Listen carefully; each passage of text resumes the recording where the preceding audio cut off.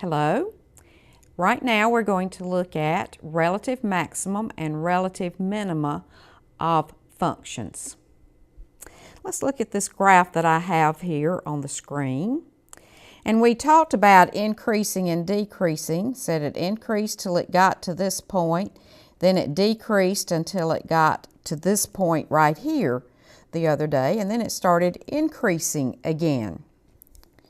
These places where it changes, or the kind of top of the hill or the valley here, are called relative maximum and relative minimum points for this graph. Now the reason we use the word relative is you can see that the graph is going on here and it gets higher. But in just a little section of the graph here, if I just consider that, I do have a top point or maximum point for that little section. And for this little section right here, I have a minimum point, even though over here the graph continues downward. So we're talking about this point and this point as relative maximum and relative minimum. And we want to find those points. This point right here looks like it might be 0, 1, 2, 3, 4, 5, 6. And you might guess that. But notice over here that I have adjusted my window. The scale for the x's is 1, so we probably got our x right. Well, if it's on the axis, we obviously got it right. But we missed our y by assuming each tick mark was 1. Here it says each tick mark is 5. Our y scale is 5. So let's mark that again. So if it's 5, then we go 5, 10, 15, 20, 25, 30. So the y of our maximum point is 30. So we have to look for scales if we have one. Now on your homework program, if you have a scale such as this, I'm sure that they will show you the scale so that you will look for it and recognize it. All right, let's find the minimum point now. Right here, that point looks like it's a 1, 2, 3 for x. And oh my, are we going to be able to guess what that is correctly? Does that look like a 2 to you or a 3 to you? We really don't know whether it's a 2 or a 3. I wonder how we could find out. Well, there are a couple of ways.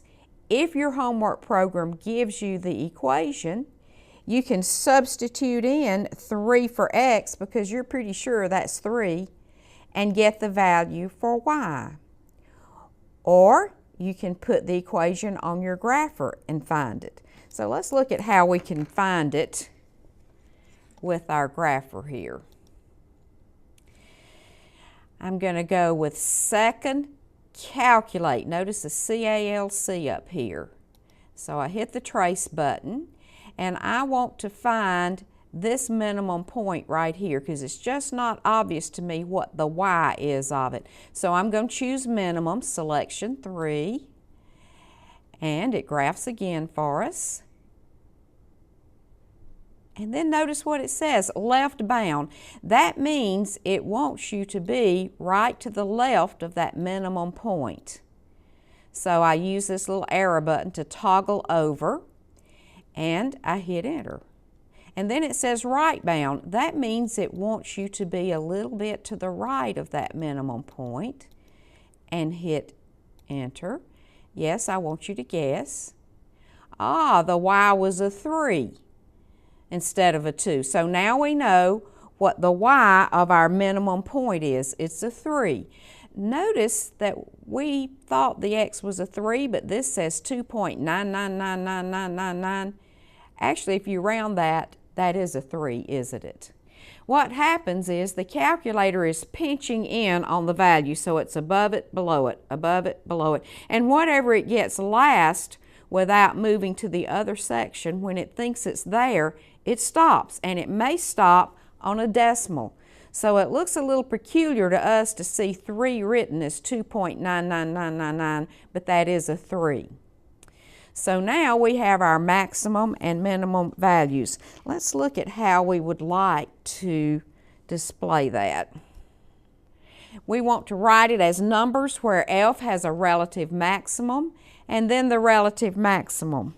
Well, a few minutes ago, we listed our maximum point as 0, 3. So let's just write that down. The max was 0, 3. Well, let's do minimum since my screen changed. Our minimum was 3, 3. Now think just a minute. The numbers where X has a relative minimum, they're asking for the X here, the numbers where it occurs. So they're asking for X equals 3. The relative minima, that's actually the lowest point, or the Y, since it controls the lowest point. So that's Y equals 3 is our minimum point, or our minimum, where X equals 3. Now if I ask you for minimum point, then I would want the ordered pair 3, 3. But if I ask you for the minimum value, or the relative minima, then I'm wanting the Y of the point. And let's go back a slide and do our maxima here. Okay, we said that we had a maximum point at 0, 30 just a few minutes ago. Okay, so let's work on 0, 30. All right, the relative maxima, that's our Y. So where Y equals 30 is our maxima, and it occurs where X equals 0.